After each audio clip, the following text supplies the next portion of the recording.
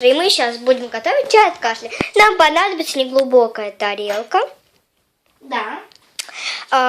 Мы должны в нее добавить ложку цикория. Достаточно 1 ложки.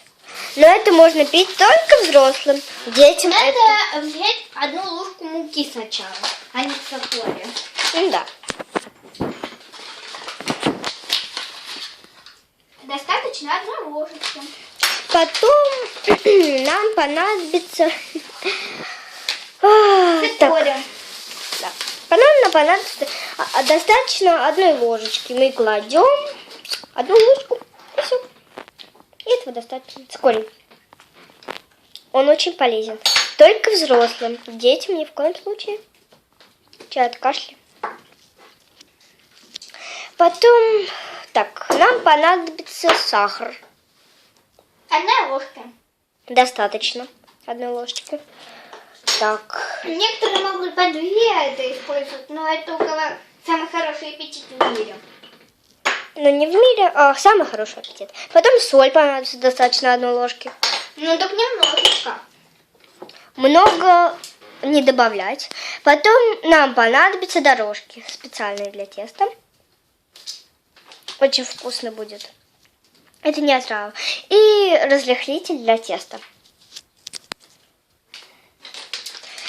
Приправы для картофеля. Немножко вообще. Потом перекись водорода. Добавляем немножечко. Не бойтесь, она не опасная, тем более из аптеки. Потом нам понадобится чай. Усыпаем. Потом опять. Теперь нам понадобится стакан. Немножко воды. Половиночку где-то. Вот столько воды. Наливаем. И размешиваем. Для этого есть специальная мешалка.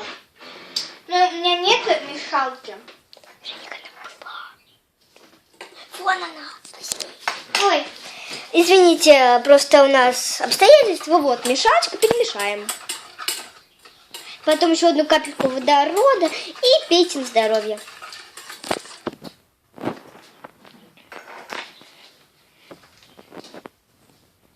Так.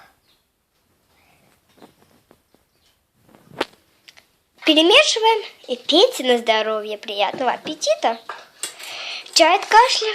До свидания. С вами были Настя Ростковская и Вероника Кузнецова. Пока.